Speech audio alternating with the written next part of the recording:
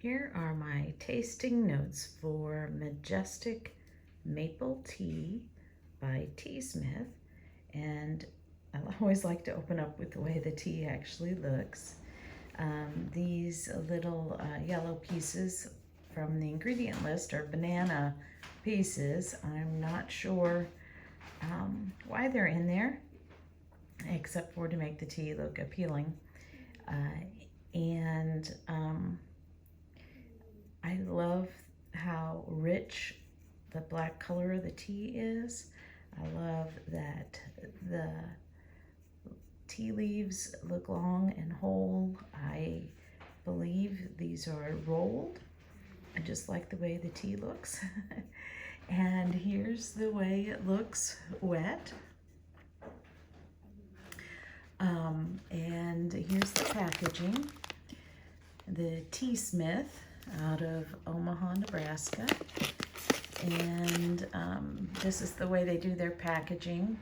They just write what it is on the outside of it and the date it was packaged. It's taken me a while to taste this one because I do tasting notes on the weekend when I have more time. And so this is November 1st. So here's what the liquid looks like. I don't know if you can tell, but I can see a little bit of oil on the top. I think that's from the artificial flavoring. I noticed that right off the bat. So I guess that would be expected. It's a beautiful color though. Here's the liqueur. I think we're supposed to be looking at how clear and cloudy liqueur is. I'll have to up my game in future tastings.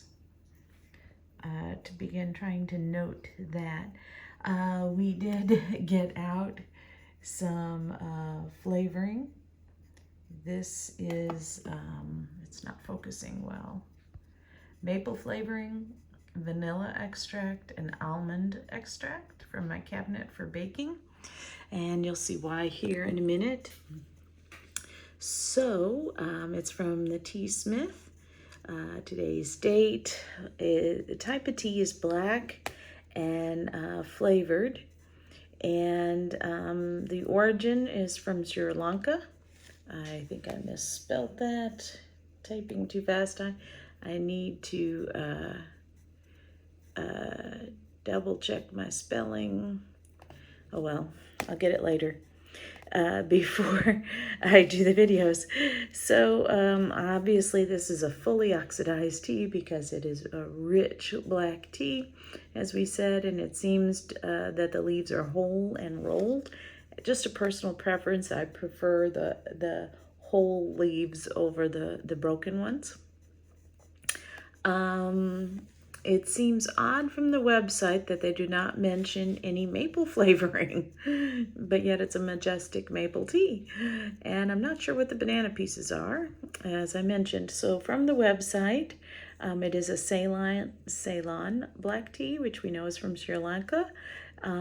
They've added vanilla, almond flavoring, and banana pieces. So I don't know where they get the maple from.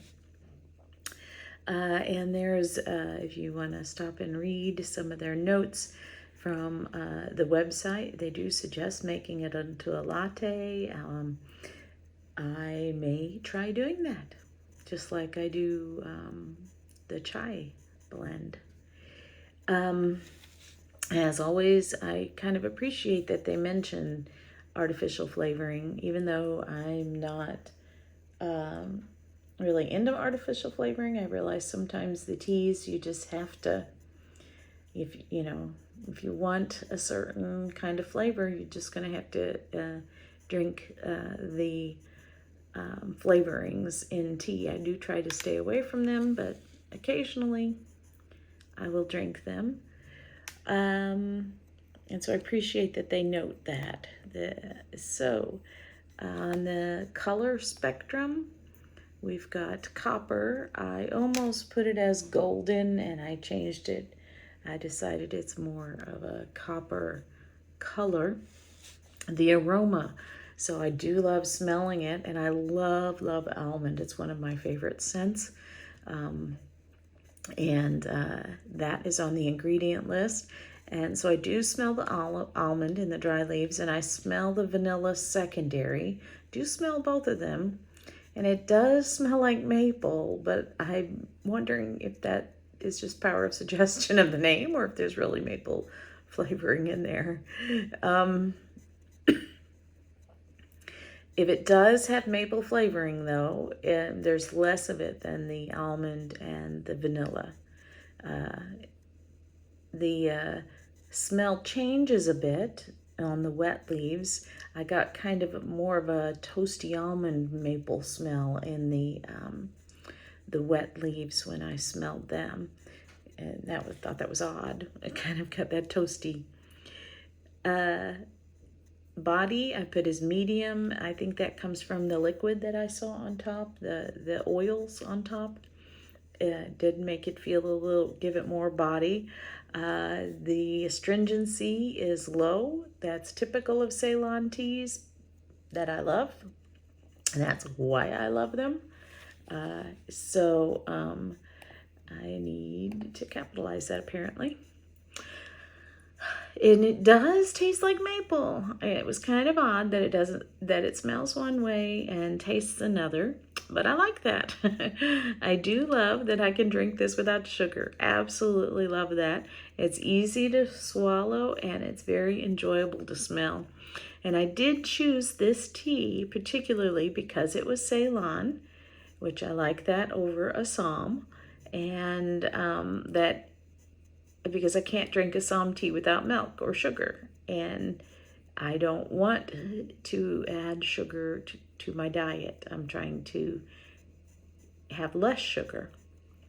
And I love the smells and flavors of almond and maple and vanilla. They're some of my favorite.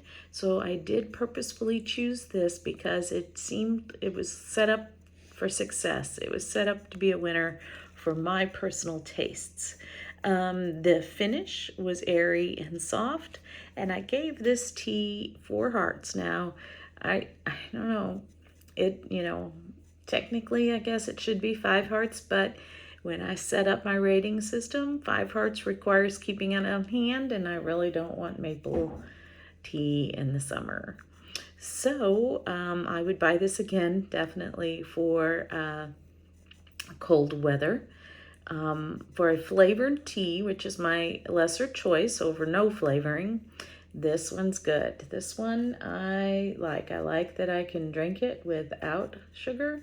I like that I can play with it and make it a latte if I want to add sugar as a treat. Sugar and milk, and brew it up like I do a chai.